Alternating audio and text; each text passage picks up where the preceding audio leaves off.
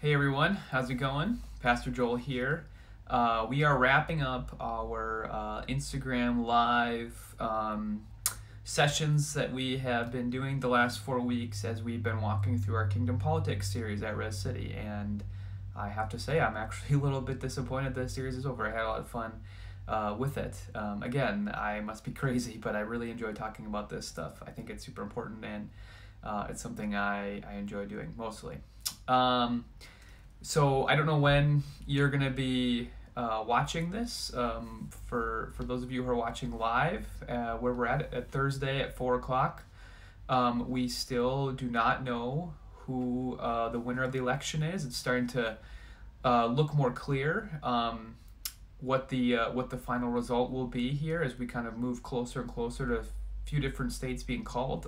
But as I'm recording this, I do not know who absolutely will be our next president, or who will remain president if it's Donald Trump. So yeah, if you might be watching this and you might know the answer to that question when you watch it. But the question this week, this is actually one we got a few weeks ago, but I decided to save it because I think this one will fit well kind of in a post-election setting. And the question, it actually comes off of the second sermon that we did, the second sermon I preached, the third sermon in our series, where we talked a little bit about what the Bible says about what government is supposed to be and how Christians are supposed to view government in a God-honoring way.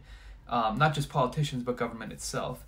And we talked through Romans 13, verses 1 to 7, which is a pretty famous section of Scripture. It has been used a lot of times to kind of be a base place where Christians go to kind of understand what their engagement with their government is supposed to look like. I think it can be abused at times. There's actually a pretty good example, I think, of that a few years ago. Specifically, some of you might know what I'm talking about, some of you might not. But I don't need to get into that. But I mean, the point is, it's an important section of Scripture, and so I'm going to read it real quick, and then I'll read the question, which is off of this. I think the reason I want to read it is because actually I think within the text itself, I think there's actually some helpful, or the question kind of gets answered in a sense from the text itself. So let me just read it real quick. This is the Apostle Paul writing to the church in Rome. Let everyone be subject to the governing authorities, for there is no authority that which God has established. The authorities that exist have been established by God. Consequently, whoever rebels against the authority is rebelling against what God has instituted, and those who do so will bring judgment on themselves. For rulers hold no terror for those who do right, but for those who do wrong. Do you want to be free from fear of the one in authority? Then do what is right, and you will be commended. For the one in authority is God's servant for your good. But if you do wrong, be afraid. For rulers do not bear the sword for no reason. They are God's servants, agents of wrath, to bring punishment on the wrongdoer.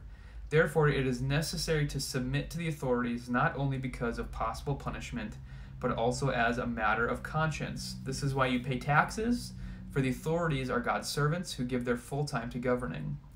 Give to everyone what you owe them. If you owe taxes, pay taxes. If revenue, then revenue. If respect, then respect. If honor, then honor. So that last part of the passage is kind of the important one. So here's the question. How do you respect a candidate that you have lost all respect for? Or what does it mean specifically to respect someone in office, especially when, like the questioner is asking, we sometimes find ourselves having a hard time respecting the person who is holding the office. And there can be a lot of different reasons for that. Certainly wouldn't be the first time in history that whoever ends up being president will not be respected or honored by a large portion of our country. That's kind of a common thing. And so the question is, what does it look like when I just in myself, like what I think is respect worthy, I don't feel like the person who is in office, the presidency or whatever other office you might be talking about, I don't think I naturally don't want to respect that person. They don't have qualities, or they don't do things that I find respect worthy. And so, yeah, let's dive into this thing. I think this is a good post-election question, because no matter who wins, there will be about half the country who will not want this person to be president, and they will have a hard time respecting them. And a lot of them will maybe potentially go out of their way to try to stop whatever this president is up to, or will be already getting started on the 2024 election to try to make sure that that they don't get a second term, or that their party doesn't remain in power, or whatever. Elections. The 2024 election is going to start next week. Like, let's be honest, that's how it works. So everyone is going to be looking ahead to the next election, even though we just are finishing this one up. So how do you respect the person in power? Okay, so first of all, I think it's important to say that respect and approval or affirmation are not the same thing. You can respect someone with whom you find yourself disagreeing with important things on. I think it's possible to still do that. And I think, I mean, we live in a world where nuance is basically gone. There is no such thing as nuance anymore, because you can't fit nuance into a tweet. People don't have the attention span to watch a video or read an article or a book that engages in nuance anymore. So we just have basically thrown it out the window. And I think that kind of creates an environment where if you show any sort of like respect or anything at all positive towards someone who you might disagree with on a lot of things, it can be construed as affirmation or approval. That's kind of just the binary world we live in. And I just think we should reject that first and foremost as Christians, and sort of say it's possible for us to respect someone who we don't approve or affirm much of what they do. We can still do that. And I think it's because respect is sort of a posture or a choice about how we're going to treat and view them, despite the fact that there are a lot of reasons to maybe not view them that way, at least in our opinion. So I think it involves a commitment and a choice to sort of respect them. Now, a big reason that Paul is, I think this is important to understand the context of Romans 13. A big reason he's probably writing this is because he at least views it as a potential like possibility, or there's been some confusion of what it means for the Christians to be saying kind of emphatically that there's another king in the world and it's not Caesar. Often that claim is one that is offered because, hey, we're about to go ahead and try to get this king out of office, or we're not going to let him be emperor anymore. We're going to start a rebellion or whatever. And that's not what Paul is saying at all. And so he kind of has to say, okay, as followers of this new king, Jesus, who is in opposition to the other King Caesar, this is actually, we follow him by respecting those who are in charge. And the reason we do is because the people who are in authority right now are there because God has put them there, or at least God has not been uninvolved in their holding the office that they do. God is, you're actually respecting your king by respecting those in power. And I talked about this in the sermon, and so I won't belabor the point here, but Paul's writing this when a guy named Nero is probably emperor, and you can look it up. Nero is not a great guy. So Paul is aware that this is you can still respect people who you find despicable, perhaps. Now, I think this is important too when we get into the question of what does Christian respect for someone that I really inherently find not respect worthy. I think it's important for us to parse out who we're actually respecting in that, to sort of help us to understand like where this respect is coming from.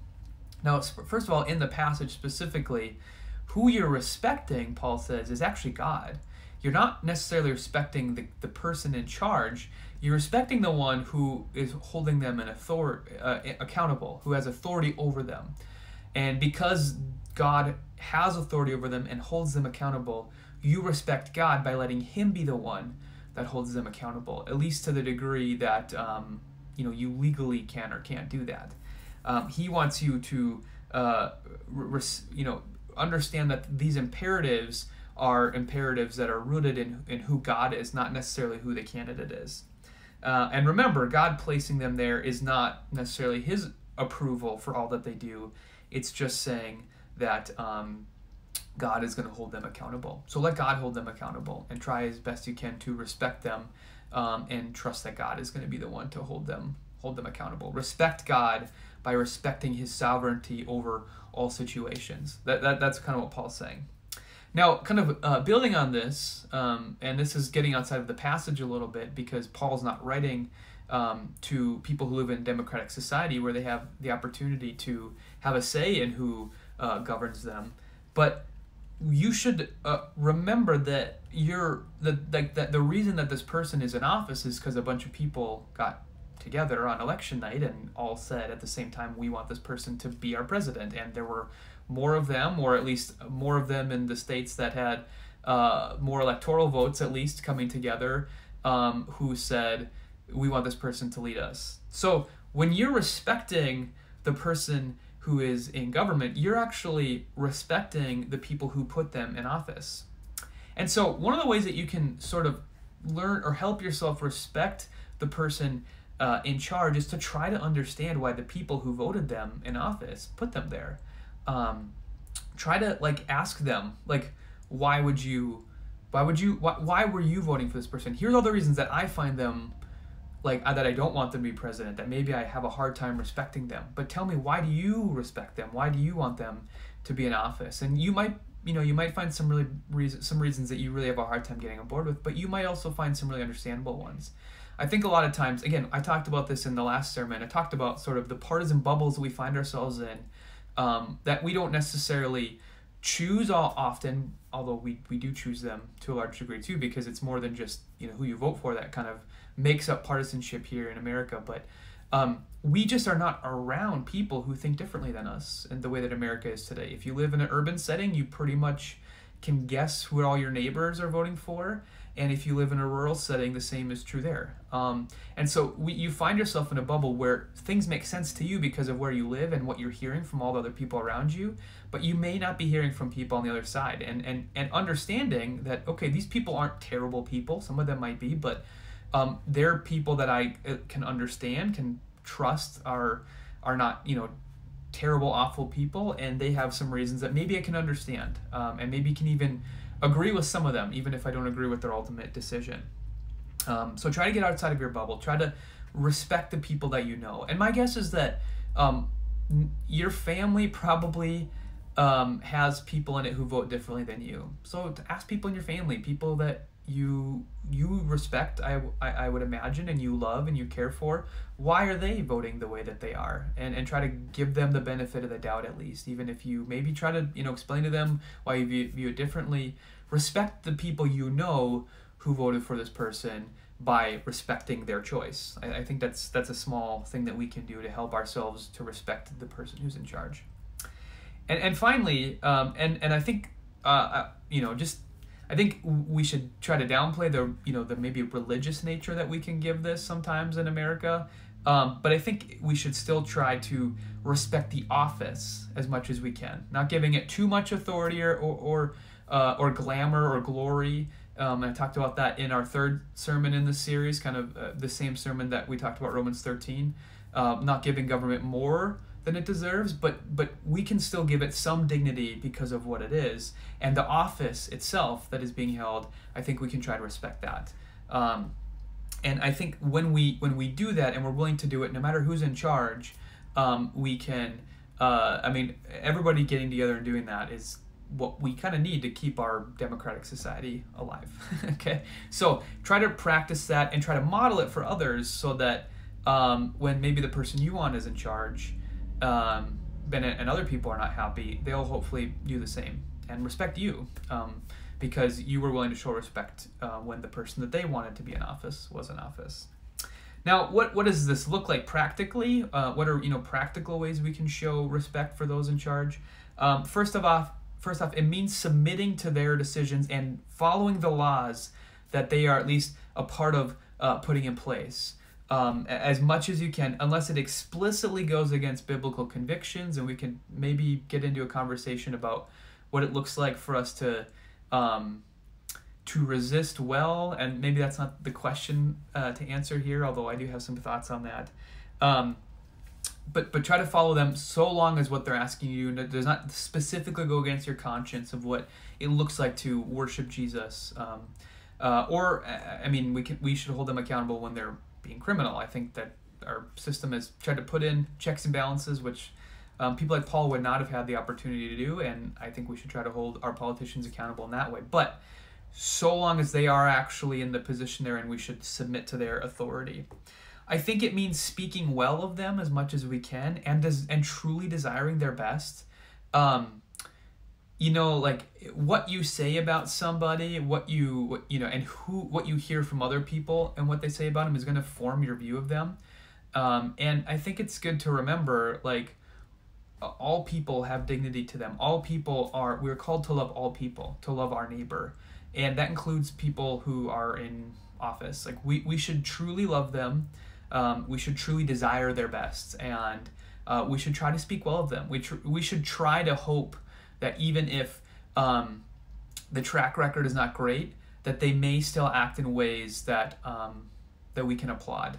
If we remove the possibility that they could ever do anything respectful, then we for sure are not going to ever be able to actually respect them. And I think we should try to do that. I know I can speak for myself in saying I often have found myself, not giving the benefit of the doubt to politicians who I have a hard time respecting, that they're going to act in a way that I find respectful, or I find having integrity, or not being in the pattern that I feel like I've mostly seen from them. But I do think as Christians, we're called to hope that people can change.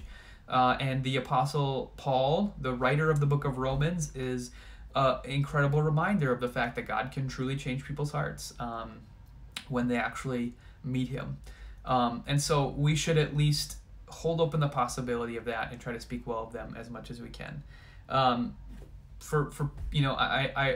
know when President Trump was diagnosed with coronavirus, I saw a lot of people who were saying things like, good, I hope he dies from this. But I also saw people who genuinely really dislike him, including people in office, Democrats in office, say that they were praying for him and they hope that he would recover, and we're not wishing the worst on him. And I think I really respected that coming from those people who I know, really don't like him very much and really disagree with him on quite a bit of stuff. I think it's important for us to try to embody that and to honestly pray for people that we don't like and don't respect. Okay, so I hope that was a good answer to your question, and hopefully it's a helpful one for us as we move into potentially a new presidency here. For those of you who would not like that, or if we remain with Trump as president, for those who are screaming and are like, no, not 4 more years. Like hopefully we can find ourselves respecting whoever's in office, even if we didn't vote for them. So anyway, thank you so much for those of you who are tuned in to watch this. I see you, Rachel and Liz. Thanks for watching, guys. And for those of you who catch this later on, thank you for tuning in. We appreciate you checking in on this stuff. And like I said, I've had a lot of fun diving into the topic of faithful Christian engagement with politics. So anyway, have a great weekend, everyone, and we'll talk to you all later.